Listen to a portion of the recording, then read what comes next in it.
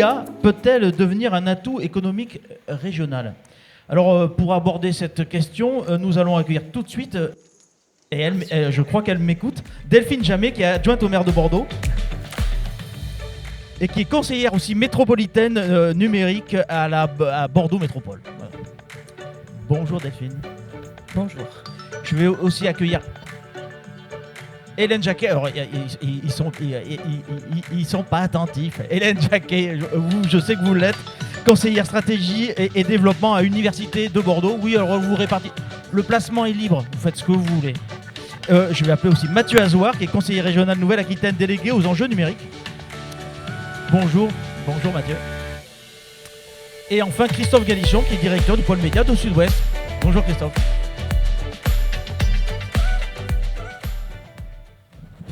Alors je vais commencer par une toute petite anecdote. Il y a quelques jours, mon père m'a demandé quel était mon programme, et puis je lui ai dit qu'à un moment donné, j'allais animer une table ronde. Alors, il me dit « Ah bon, c'est sur quoi ?» Je lui ai dit « Sur l'intelligence économique ». Et il a répondu « Toi » et il a rigolé. Alors je ne sais pas comment je dois le prendre, enfin même si j'ai une petite idée de la façon dont je dois le prendre. Alors, je le rassure, il n'est pas là, mais je le rassure à distance et je vous rassure tous, les choses les plus pertinentes, ce n'est pas moi qui vais les prononcer, mais ce sont vous quatre. Je vais me contenter d'essayer de poser les questions qui sont les plus pertinentes, je dirais.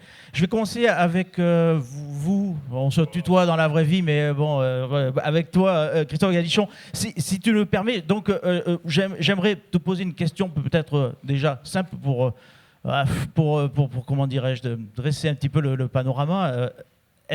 Elle t'inspire quoi, cette question, justement, celle que je viens de poser, sur l'avenir économique pour la région, la piste d'avenir économique pour la région que peut être l'IA? Elle m'inspire qu'on est tous là pour évoquer ce sujet, le fait même qu'on soit tous là réunis avec nos disciplines très très différentes, nos horizons très différents, ça veut bien dire que c'est un sujet qui aujourd'hui irrigue notre quotidien. Donc je pense que la région Nouvelle-Aquitaine, parmi d'autres régions, mais je pense qu'on est très très bien positionné. Peut-être mes confrères et mes consoeurs le diront mieux que moi, mais je pense qu'on a une région avec une tradition industrielle extrêmement forte. On a un tissu économique qui est extrêmement fort. Je crois que la région Nouvelle-Aquitaine, c'est la 3e région économique de France. Donc c'est évidemment un atout pour faire en sorte de faire émerger des solutions d'IA. On a une diversité d'activités économiques et puis je crois qu'on a entre l'attraction de l'aérospatiale, de l'aéronautique qui, évidemment, sur la partie robotique, etc., crée un levier déterminant pour l'utilisation de ces systèmes dits intelligents. L'avènement du numérique et de la filière numérique, on est ici à la Cité numérique, effectivement, et c'est un beau symbole. Et avec la puissance de feu qu'on constate tous de la filière numérique en Nouvelle-Aquitaine, avec également des activités au sein du numérique plutôt B2C, que ce soit sur le e-commerce avec ses discounts, que ce soit sur le jeu vidéo, que ce soit sur le pari en ligne. Ce sont de gros consommateurs de solutions d'intelligence artificielle et je pense qu'ils peuvent avoir ils ont un effet accélérateur. Et quand on voit, nous, dans nos modestes entités, la compétition qu'il y a sur les talents, sur les profils de data scientists, etc., on voit bien que cette tension-là est favorable au fait à la promesse d'une région assez leader, en tout cas très bien positionnée sur l'intelligence artificielle.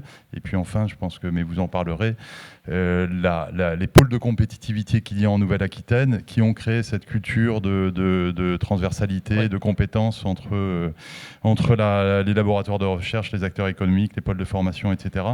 C'est très favorable, évidemment, pour accélérer sur l'IA en région Nouvelle-Aquitaine. J'ai envie d'enchaîner sur une question. On l'a évoqué tout à l'heure, première édition 2019. Déjà, il y avait Suez comme partenaire, la région, Bordeaux Métropole, l'Université de Bordeaux. Mais bon, Sud-Ouest a été moteur sur cette décision. J'ai envie de dire, mais qu'est-ce que Sud-Ouest venait faire dans cette galère? Même si ça une galère du tout, c'est pas une galère du tout, c'est passionnant. Sud-Ouest est un média. Donc en tant que média, quand nos vies quotidiennes sont irriguées d'intelligence artificielle, quand on écoute de la musique qui est dictée par des algorithmes, quand on donne des ordres à nos enceintes connectées, quand nos voitures commencent à se parquer toutes seules et voire à conduire bientôt toutes seules sur les autoroutes, etc., pour un média, pour des rédactions, il est utile de voir un petit peu, de gratter un petit peu pour voir exactement de quoi on parle, qu'est-ce qui se passe, et essayer de partager, de comprendre et de partager cette compréhension avec nos audiences. Donc c'est la première raison. La deuxième raison, pourquoi est-ce que le groupe Sud-Ouest a été avec la région Nouvelle-Aquitaine, avec la métropole de Bordeaux, avec le groupe Suez surtout au départ à la fondation de Naya, c'est parce que nous on considère qu'on est un acteur du territoire, qu'on est un média et donc un médiateur, et que notre rôle, c'est pas, nous on n'a pas l'expertise sur l'IA, tu le disais, mais par contre notre rôle c'est d'essayer de réunir ces expertises, de valoriser le développement du territoire, d'interroger les transformations sociétales. Et puis une troisième raison très rapidement, c'est que nous-mêmes en tant qu'organisation média, l'IA irrigue de plus en plus nos activités, et donc il était impératif qu'on s'expertise, et qu'il reste impératif que l'on continue à s'expertiser. Sur cette façon dont l'IA irrigue effectivement nos activités, je t'interrogerai tout à l'heure, j'aimerais bien y revenir, mais avant ça je vais donner la parole à Hélène Jacquet, dont je rappelle conseillère en stratégie et développement à l'université de Bordeaux, mais aussi, je dirais, accessoirement, alors dirais-je, mais comme je l'ai dit tout à l'heure quand on a préparé la table, c'est par pure jalousie que je dis accessoirement, vous êtes docteur en informatique.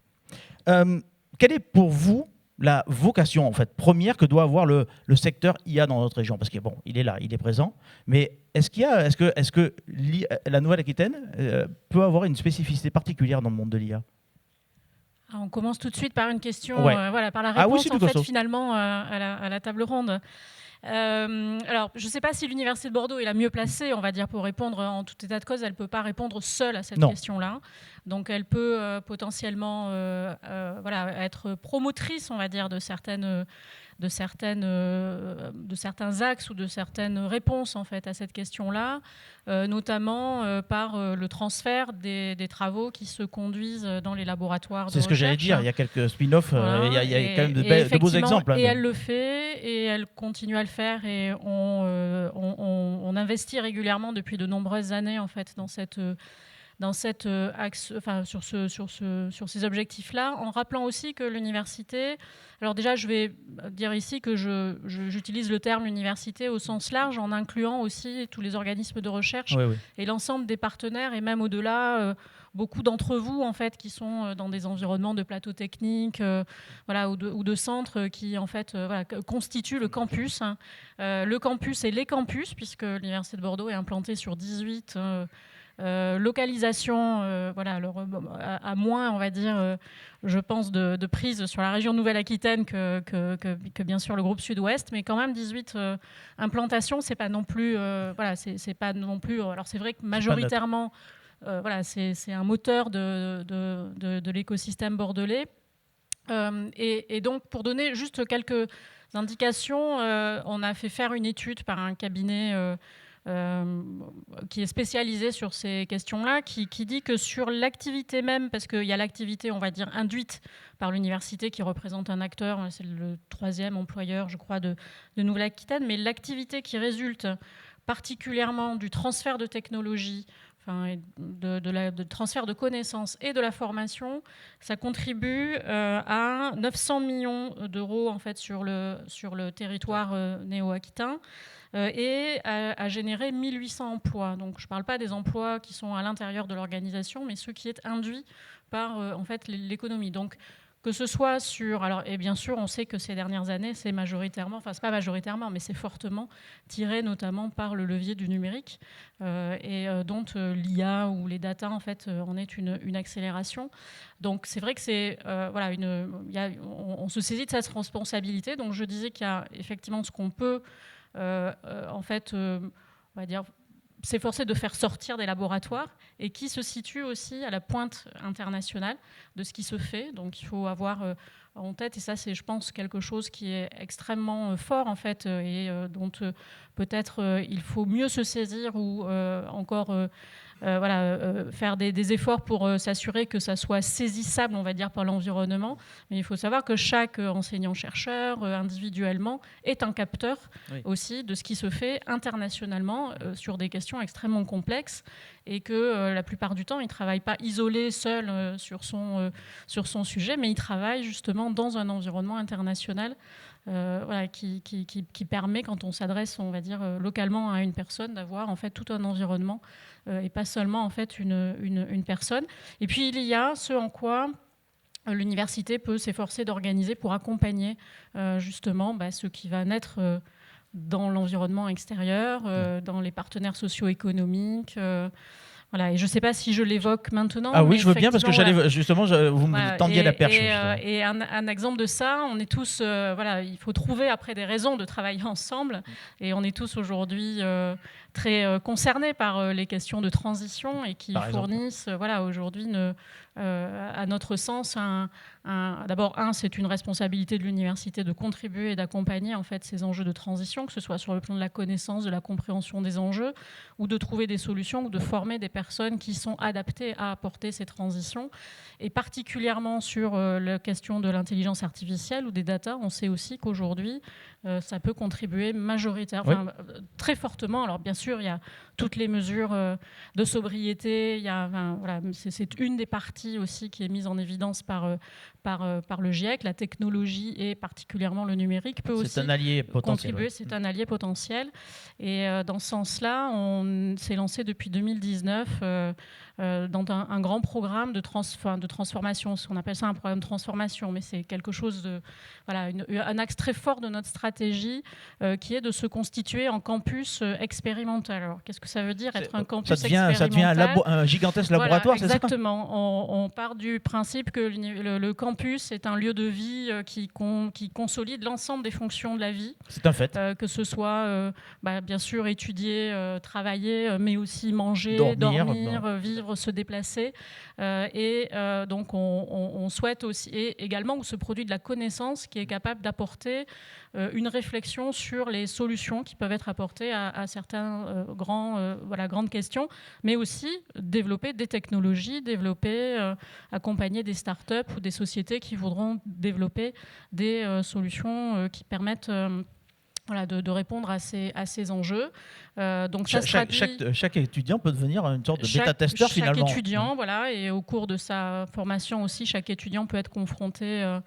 Et donc on a effectivement 2 piliers. C'est constituer des living labs. Alors là aussi, c'est pas en vase clos. Au niveau de l'université, il y a beaucoup de discussions qui se font avec le territoire, les acteurs du territoire, les acteurs métropolitains, les entreprises pour constituer ces living labs et avoir systématiquement aussi le volet intelligence artificielle ou data qui est le pendant en fait de ce living lab. Ça se traduit par l'ouverture des données. Si on prend par exemple la sobriété énergétique, ça veut dire aussi ouvrir nos données d'exploitation des bâtiments et que les bâtiments puissent être aussi des terrains d'expérimentation et avoir ces expérimentations sous un mode supervisé qui permet déjà de vérifier que les solutions qu'on aborde atteignent les objectifs qu'on vise, mais également que potentiellement ce qu'on va apprendre localement peut aussi se transférer un petit peu plus globalement.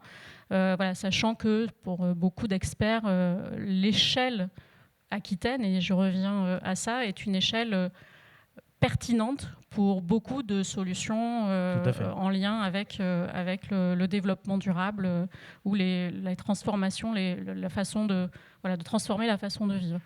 Donc vous êtes en train d'essayer de transformer finalement ce campus qui est un État dans l'État, une ville dans la ville. Qui est un écosystème dans un écosystème qui a des caractéristiques qui lui sont propres et qui essaie de mettre au mieux à disposition ces caractéristiques.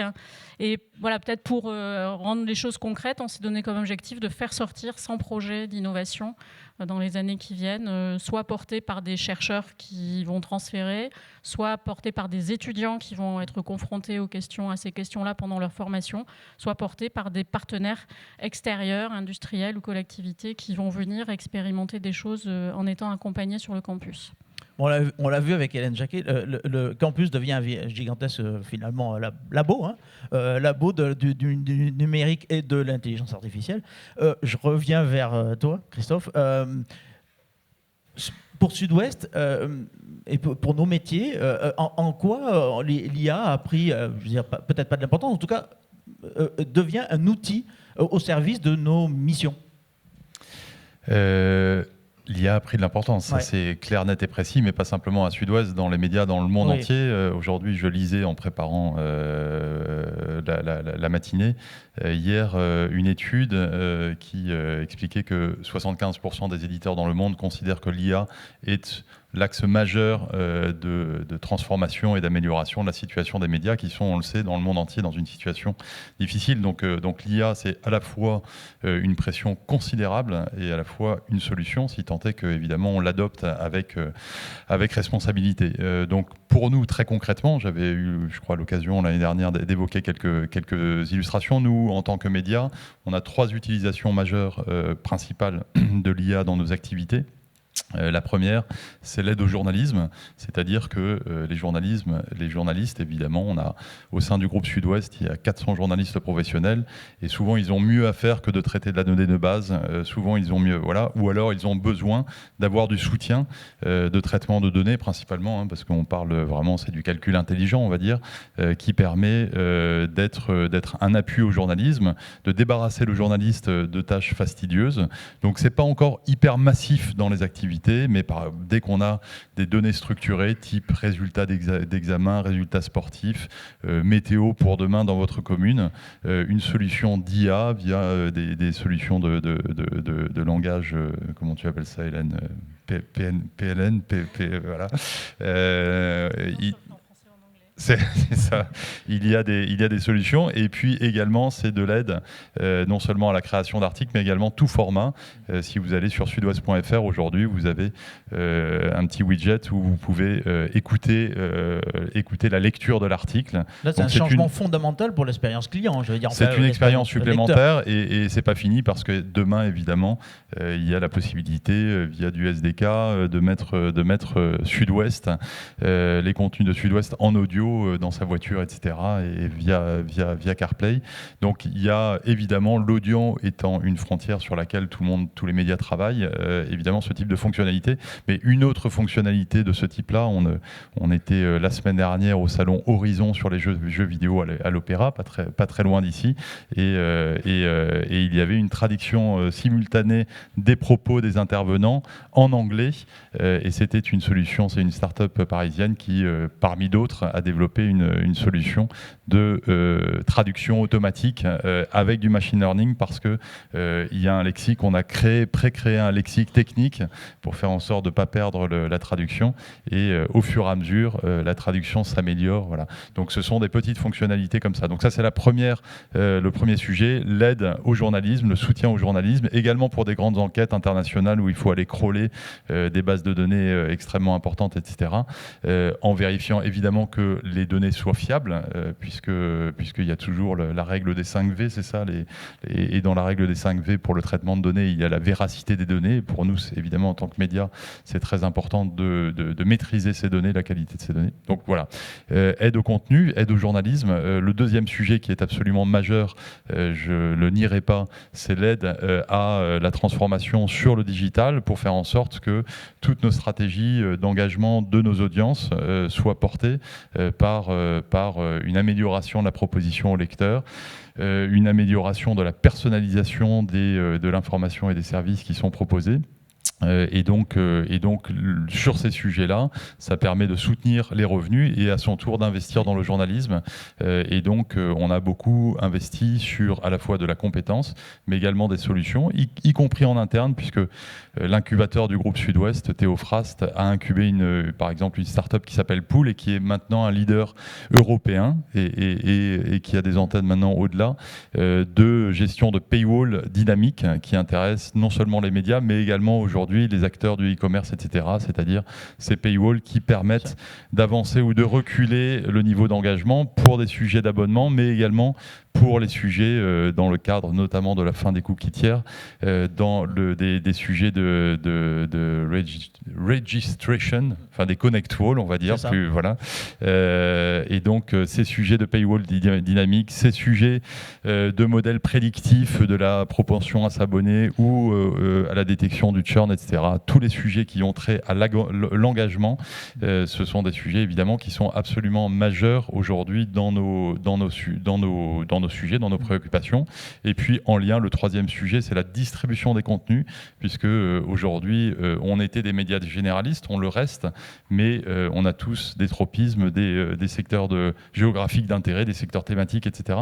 Et donc cette capacité, sans créer de bulle cognitive, mais à proposer, à distribuer nos contenus de façon la plus personnalisée possible, encore une fois sans créer des bulles cognitives, est un vrai sujet. Et donc aujourd'hui, évidemment, l'IA ou des systèmes intelligents nous permettent d'être beaucoup plus pertinents dans les informations que l'on propose, que ce soit sur notre écosystème numérique propriétaire, nos sites internet, nos applications mobiles, ou que ce soit sur les réseaux sociaux, ou que ce soit via les newsletters, puisque aujourd'hui on peut proposer des newsletters automatiques et on a des outils qui nous permettent sur les réseaux sociaux d'avoir de la programmation de contenu, d'avoir de la personnalisation de notifications. Donc cette dimension distribution de contenu, évidemment, l'intelligence humaine ne peut pas tout faire. Le dernier sujet qui a trait plutôt à mon premier thème, mais c'est la modération de contenu qui est évidemment un sujet extrêmement important. À Sud-Ouest, ne serait-ce que Sud-Ouest, c'est plus de 250 000 commentaires à gérer par mois. Parmi ces commentaires, il y en a 10% qui sont diffamants, qui sont, etc., etc. Il faut les traiter. Et donc, l'IA nous permet d'avoir une intervention et il vaut mieux ça que ce soit des journalistes ou des humains qui traitent cette effroyable... voilà. Ouais, on le voit, l'IA est un atout, notamment dans la monétisation de l'info, mais est-ce qu'il n'y a pas un risque, et comment l'éviter? Est-ce qu'il n'y a pas un risque que l'IA soit, d'une certaine façon, en matière comment dirais-je, d'éthique, soit un boulet? Comment faire pour éviter que cette IA pèse de manière trop lourde même sur notre propre ligne éditoriale? C'est un vrai sujet, évidemment. Je pense que on a aujourd'hui, je pense que l'IA est démythifiée, y compris dans les médias, dans les rédactions. Tu le sais, les débats qu'on a pu avoir sur le thème, je pense qu'il y a aujourd'hui, c'est démythifié. L'IA n'est pas une intelligence indépendante, artificielle. Ça fait l'objet des dernières éditions de Naya. On a beaucoup évoqué ce sujet-là. Certainement que ça sera évoqué aujourd'hui. Mais l'IA n'est pas indépendante, n'est pas quelque chose d'autonome, etc. L'IA est sous contrôle et on en fait ce qu'on en veut. Donc ce sont des systèmes intelligents, des calculs avancés, intelligents, qui permettent encore une fois, d'améliorer la société, si tant est que ce soit utilisé comme toute science avec responsabilité. Donc nous, on essaie évidemment, enfin on n'essaie pas, c'est un impératif.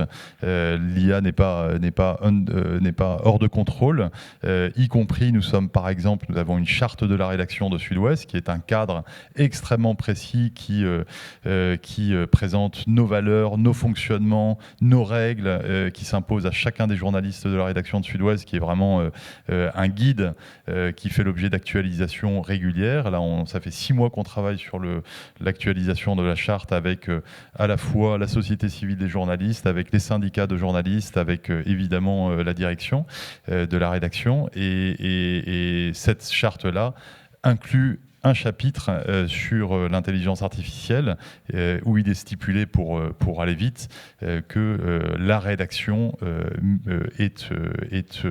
maîtrise tous les sujets, toutes les productions, et y compris vis-à-vis de nos lecteurs, il y a systématiquement un soin, y compris à annoncer la couleur, c'est-à-dire à être totalement transparent. Donc c'est un sujet qui est évidemment d'importance. L'IA peut nous aider à transformer la société. On parlait de sobriété énergétique et de tous les sujets de notre quotidien. C'est un vrai soutien, mais évidemment, il faut utiliser ce type de science avec responsabilité, c'est l'évidence. Peut-être un point pour compléter. Donc, je pense qu'il y a effectivement une table ronde qui va traiter de cette question-là. Je voulais plutôt aller sur le terrain, comme Christophe l'a très bien décrit, sur le domaine d'activité de Sud-Ouest. Ça permet l'IA ou les data ou l'état actuel, on va dire, du numérique, permet d'appréhender des enjeux qui sont par nature complexes. Et en fait, on peut pas. Enfin, il est impératif de développer en même temps qu'on développe et qu'on continue à développer, de développer également l'esprit critique. On pourra pas. Enfin, voilà, il y a pas de. Bon, il y a des sujets propres en fait qui sont propres à l'éthique. Dans le numérique, mais il y a aussi un sujet qui est d'éducation de la société et qui est de cultiver l'esprit critique. Et ça, c'est quelque chose effectivement voilà, qui est au cœur qu'on a à cœur et qui est au cœur de l'université par l'articulation notamment recherche-formation et le fait de former en fait par la recherche, de former par est une école de l'esprit critique, et ça c'est quelque chose qui est essentiel pour Christophe, et en un mot, parce que je ne monopolise pas mais effectivement, en complément, je parlais d'aide au traitement d'informations, d'aide au journalisme. L'IA est un soutien exceptionnel pour faire en sorte de lutter contre la désinformation, pour faire en sorte de lutter contre la manipulation d'informations. Aujourd'hui, des solutions d'IA nous permettent de savoir si une vidéo, une photo a été trafiquée, nous permettent de parser, d'aller crawler un grand nombre de sites, de réseaux sociaux, etc., y compris en multilingue, pour faire en sorte d'en sortir de l'information et de traiter cette information de façon journalistique. Donc c'est une aide à la citoyenneté. Delphine Jammet, ce qui vient de se dire par Hélène Jacquet et Christophe Galichon, je suppose que ça rebondit un peu. On a préparé un petit peu cette table ronde et vous êtes plutôt alignés sur ce qui vient de se dire.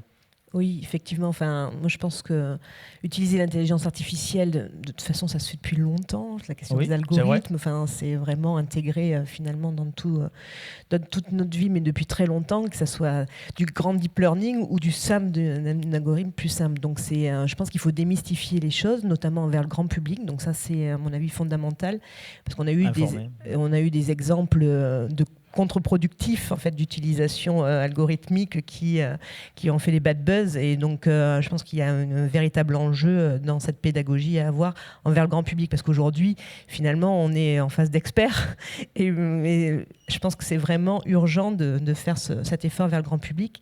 Après, l'IA peut effectivement permettre d'accélérer la transition écologique ou énergétique, mais il y a aussi des biais, parce qu'elle produit aussi énormément d'impact carbone. C'est vrai. Et par contre, on a des moyens de faire en sorte de limiter cet impact carbone aussi de l'utilisation d'intelligence artificielle.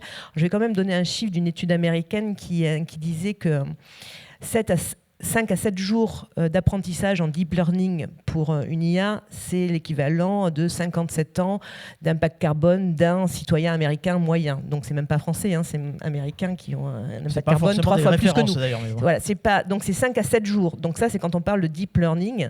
Donc il faut le prendre en considération, c'est-à-dire qu'aujourd'hui, on sait que le numérique a un impact carbone relatif entre 2 et 4%, on va dire, mais que ça ne fait que croître. Ouais. Et qu'effectivement, comme c'est un moyen aussi de transition, ça ne fera que croître. Donc si ce champ-là d'action croît, il va falloir décroître d'autres champs d'action pour arriver aux injonctions de neutralité carbone d'ici 2050. Donc ça, c'est un fait. Donc il faut absolument qu'on s'empare de ce moyen d'intelligence artificielle, et notamment en prônant aussi les OpenAI, me semble-t-il. Il faut qu'on travaille via ces systèmes-là pour éviter d'avoir à refaire du deep learning et de l'apprentissage des machines. Donc on a il y a plein de choses qui peuvent être faites là-dessus. Donc moi je pense qu'effectivement c'est important de bien avoir en tête tous ces biais, parce qu'il ne faut pas se voiler la face non plus. Mais par contre ça a effectivement des avantages sur beaucoup de choses aussi pour passer. Quelle est l'approche de la métropole justement concernant ces technologies numériques? Est-ce que c'est, j'ai envie de dire, ça fait partie des outils dont vous disposez? Je pensais par exemple sur certains appels d'offres peut-être, ou marchés, je suppose que ça rentre en ligne de compte? Oui, ça rentre en ligne de compte. Alors je pense qu'il faut, on est en train d'élaborer notre stratégie du numérique responsable, et typiquement l'utilisation de l'IA rentre dans cette stratégie. C'est une stratégie à 360, une vision globale. C'est pas que l'impact environnemental du numérique, c'est aussi quelle utilisation on fait du numérique pourquoi.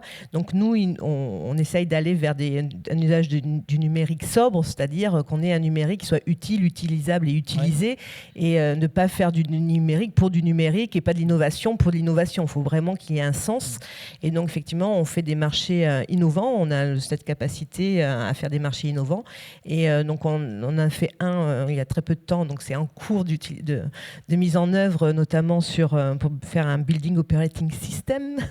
Donc c'est pour faire de la maintenance prédictive en fait sur nos bâtiments, notamment un bâtiment qui risque de consommer beaucoup, Mathieu Azor le sait, c'est la piscine Galin, parce qu'une piscine c'est un des établissements publics qui consomme le plus d'énergie. Donc c'est un sujet qui est très chaud en ce moment. Voilà. Enfin, l'eau est de plus en plus froide, mais le sujet est très chaud. C'est ça. Donc du coup, ça nous permet ça va permettre de pouvoir, grâce à l'IA, potentiellement de voir comment on va pouvoir réparer plus vite, etc., et de détecter les problématiques. Et on a un autre. Donc j'ai rencontré il y a pas très longtemps une petite start-up bordelaise qui s'appelle Net Carbone et donc qui grâce aux photos satellites et à l'IA permettent d'évaluer la capacité de captation de CO2 sur un territoire et aussi pour les agriculteurs, c'est-à-dire parce qu'effectivement il va toujours y avoir la question de la compensation carbone et donc pour chiffrer cette compensation de carbone au plus près, mais ils ont créé cette solution et donc ce qui est plutôt intéressant. Et pour une ville comme Bordeaux ou sa métropole, ça peut être aussi intéressant sur les questions du coup du PLU, du plan local d'urbanisme, parce qu'on peut repérer les secteurs où on va pouvoir implanter soit des prairies humides qui sont très grandes capteuses de CO2 ou des arbres, de la végétation, etc. Donc ça, c'est assez intéressant. Ça permet de cibler vraiment parfaitement ce qu'il faut mettre et où il faut le mettre pour ça. Avoir c'est ça. Donc on n'est pas contre et on regarde par contre l'utilisation et quelle utilité en fait des systèmes. Alors dites donc, vous êtes élu Europe Écologie Les Verts, hein, c'est pas un secret, c'est un secret pour personne. Alors vous êtes finalement pas des Amish alors. Nous ne sommes pas enfin, en tout cas vous non. On a toujours essayé de nous cataloguer là-dedans parce qu'on fait un peu peur sur 5 côtés. Mais rigolo, par contre, il y a 2 ans, quand on parlait de sobriété, on nous traitait effectivement d'Amish. Aujourd'hui, tout le monde parle de sobriété.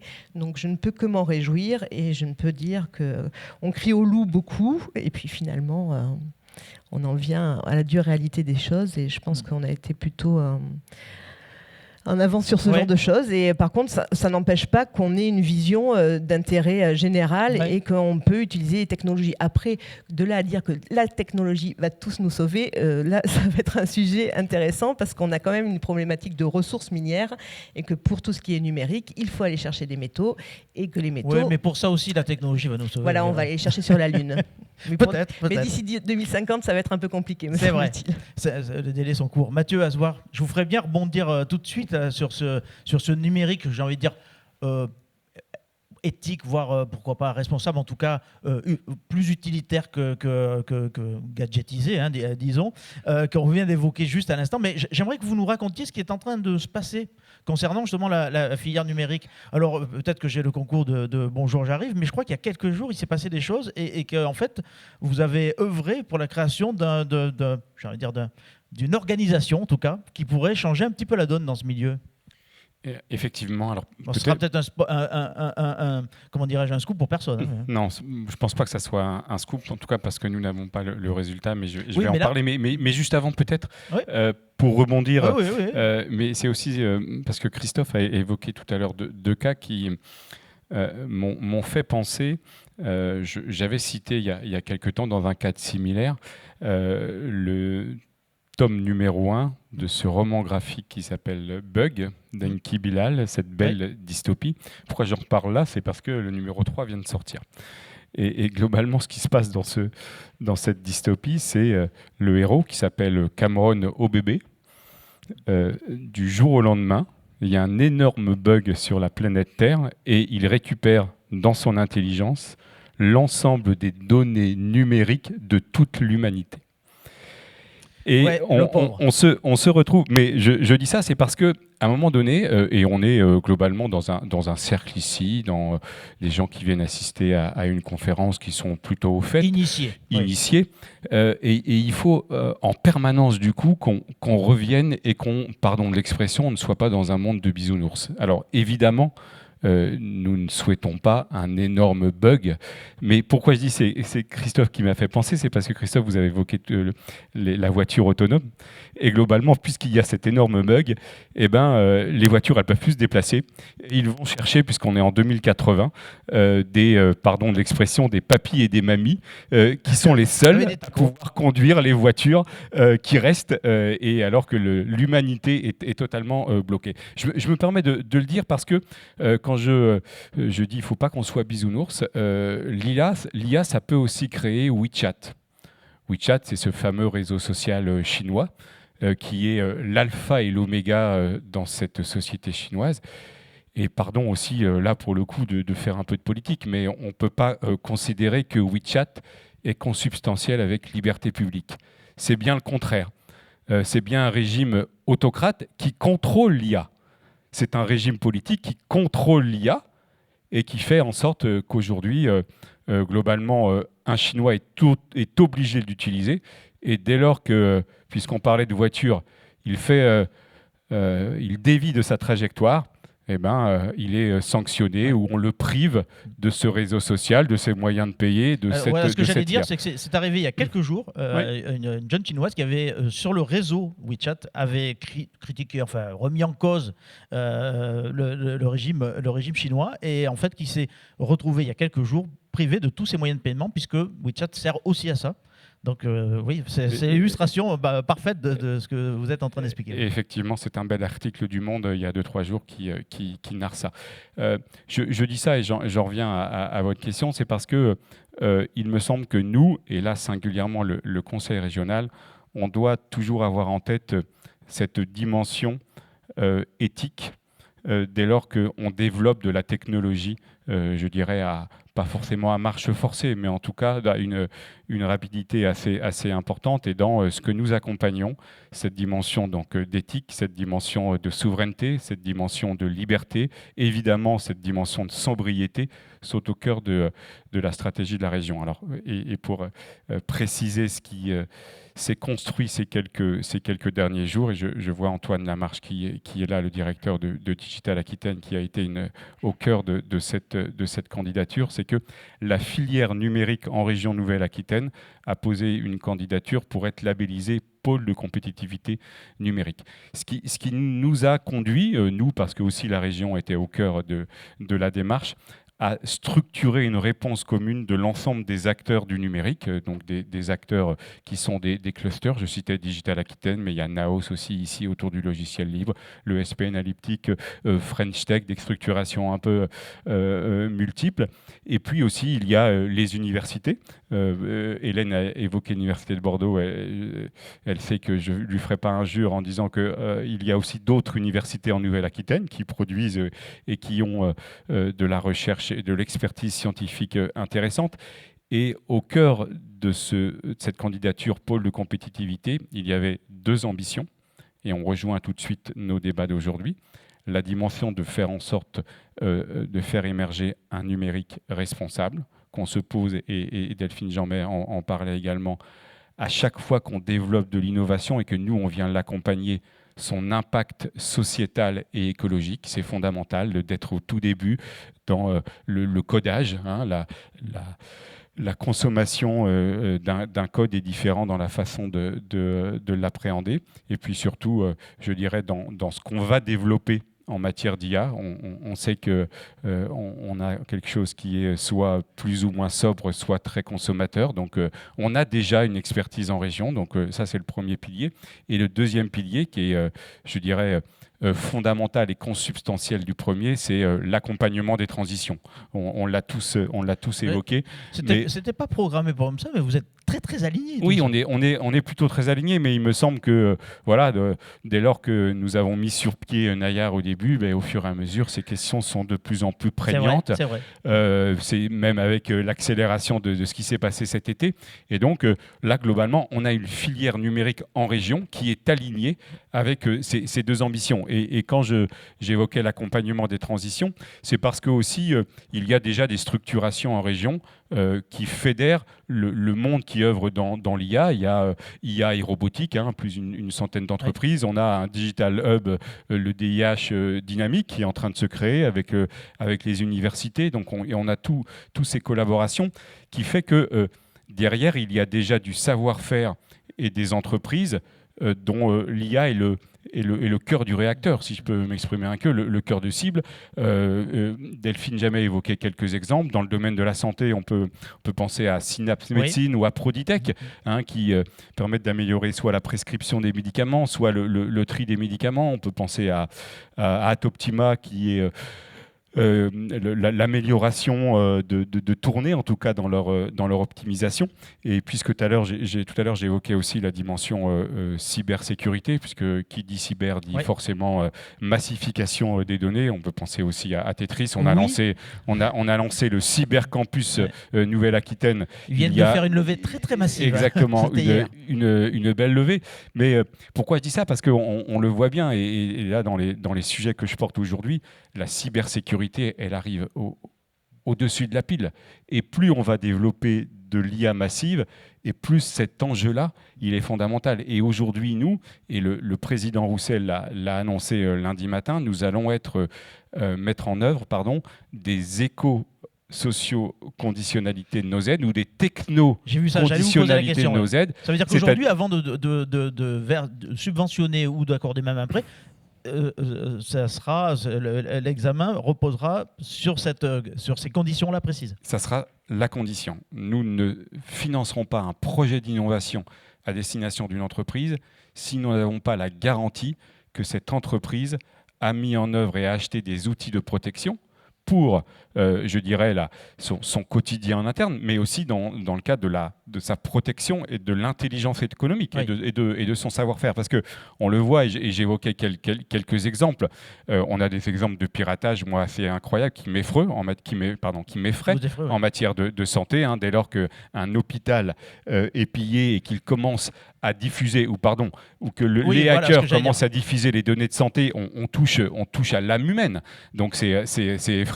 Et puis de l'autre côté, et je l'évoquais lundi, quand à la télévision iranienne, en quelques secondes, on voit une image apparaître et qui là, pour le coup, vient en soutien de ce qui se passe en ce moment, c'est plutôt réjouissant. Oui. Mais je dis, il faut donc qu'on soit vigilant, et donc notre objectif, c'est donc et on aura la réponse à Noël, que ce pôle de compétitivité pour la filière numérique voit bien le jour en région. Donc, si je devais répondre moi à cette question à travers les échanges qu'on vient d'avoir, l'IA peut-elle devenir un atout économique régional? Oui, mais pas n'importe quelle IA, quoi, en gros. Delphine Jamet, c'est ce que vous partagez, je suppose. Voilà. Non, mais et peut-être que ça peut être un élément différenciant, de pousser c'est une IA, un numérique, je veux dire, mais aussi une robotique, puisque c'est quand même c'est le cousin en ligne directe de l'IA, éthique, responsable.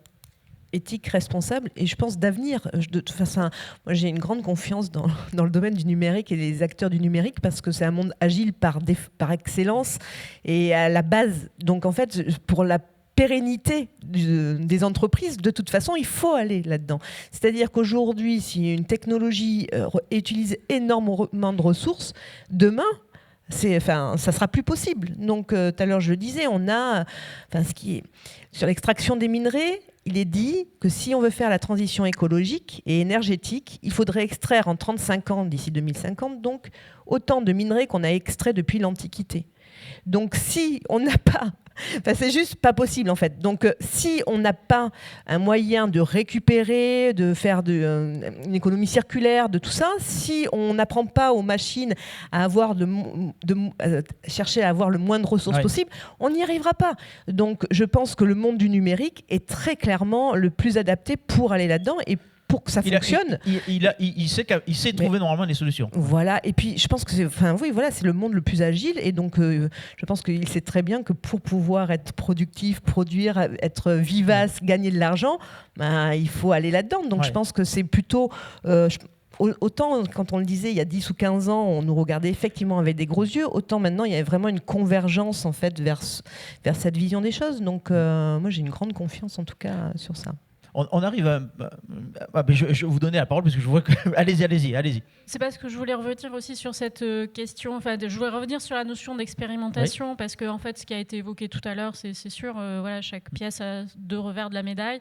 Une science, quand elle naît ni bonne ni mauvaise, une technologie aussi, si on la prend au sens strict du terme de brique technologique qui rend quelque chose de possible. Elle est d'abord nouvelle et ensuite on voit si elle est bonne ou mauvaise. Et effectivement, il y a des impacts à évaluer, de solutions, il y a des choses sur lesquelles il y a des compromis à trouver, et ça sans méthodologie pour pouvoir l'évaluer. Aujourd'hui, on pêche énormément par rapport à des méthodologies d'impact en fait, qui sont qui dans des environnements complexes. Et donc peut-être qu'une piste pour répondre à la question de l'atout économique, c'est effectivement dans la façon aussi dont on le développe, pas juste dans la façon dont on le revendique ou dans la façon dont on le pose, en fait, c'est nécessaire, mais aussi dans la façon dont on le fabrique ensemble, et avec des approches en fait c'est peut-être, et je pense que là on a beaucoup d'atouts en Nouvelle-Aquitaine pour faire ça, y compris culturels, mais aussi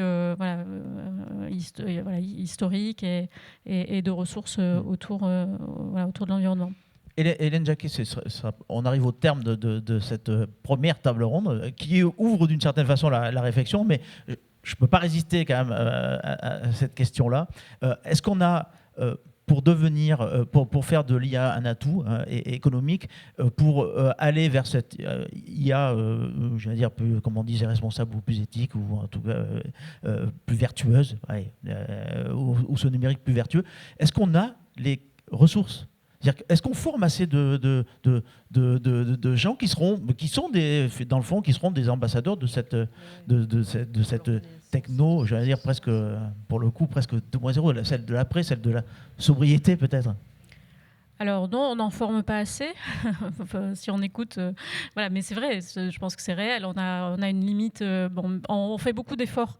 Et on espère aussi en fait dans la dynamique, dans le mouvement aussi de la dynamique régionale, en fait pouvoir amplifier, et pas plus tard qu'il y a avant-hier, il y a certains d'entre vous qui sont dans la salle qui militaient devant aussi des organisations nationales pour récupérer des moyens pour pouvoir mettre un peu plus le paquet là-dessus. Ensuite, ça passe aussi dans la façon dont on transforme la formation dans l'ensemble des domaines, parce que on l'a pas beaucoup évoqué, mais l'IA, par exemple, dans la chimie, c'est aussi une façon demain de faire de la chimie qui n'est plus la même que et on sait que la chimie est quand même consubstantielle aujourd'hui à peu près tout.